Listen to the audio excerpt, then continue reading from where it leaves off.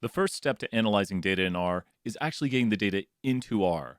Now, I would normally read this file in as a CSV, but let's say it's data from the internet or somewhere else and we don't have that option.